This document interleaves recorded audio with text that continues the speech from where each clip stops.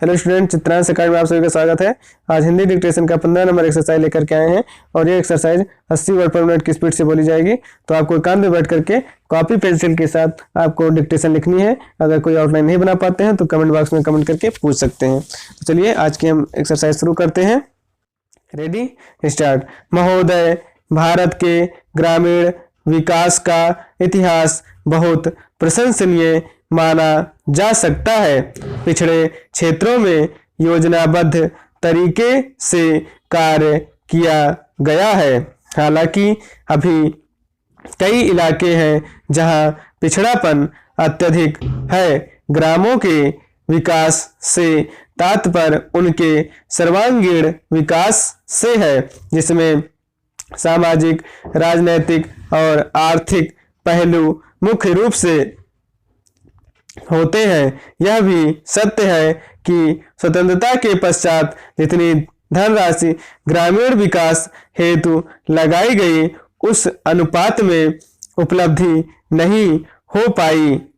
समय समय पर सरकार द्वारा विकास की धीमी गति और निहित कठिनाइयां व कमियों का विश्लेषण किया गया। एक बात स्पष्ट रूप से सामने आई और वह यह है कि सभी प्रकार के निवेश का काफी दुरुपयोग हुआ। इसके कई कारण रहे हैं, जैसे कि अधिकांश व्यक्तियों का गरीब और निरक्षर होना, कुछ एक प्रभावी व्यक्तियों का मनमानी करना और किए हुए कार्यों के आकलन का अभाव।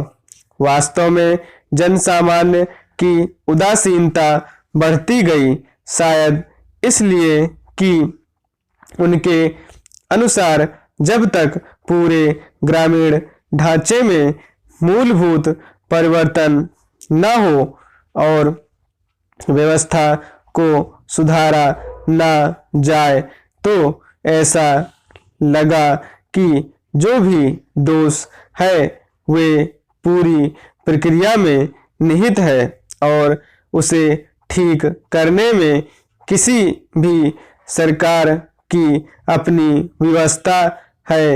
एक प्रकार से जनसाधारण ने मान लिया कि चूंकि इस विशाल देश में हर जगह अमीरों और सशक्त व्यक्तियों का बोलबाला है, जो कुछ भी सरकार चाहती है और उसमें किसी व्यक्ति विशेषज्ञ या समुदाय द्वारा परिवर्तन की बात करना निरर्थक है। भारत के गांवों में इस प्रकार का नकारात्मक वातावरण बना, यह भी कोई विचित्र बात नहीं है, क्योंकि प्रत्येक विकासशील देश का यही हाल रहा है। भारत जो वैसे भी सर्दियों तक दास्ता में रहा और गांवों में सामंतवाद ने सीधे साधे ग्रामीण समाज को अपने शिकंजे में जकड़ रखा था। निसंदेह इस पृष्ठभूमि में सरकार ने जो भी सुधार किए हुए प्रशंसनीय हैं। जनसाधारण के शोषण को रोका गया।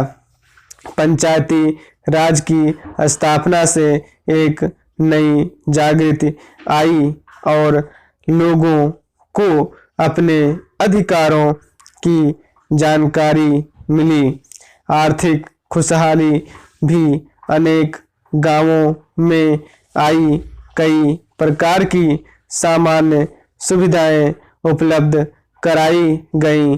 गांवों में मकान, सड़कें, स्कूल, चिकित्सा आदि की व्यवस्था हुई।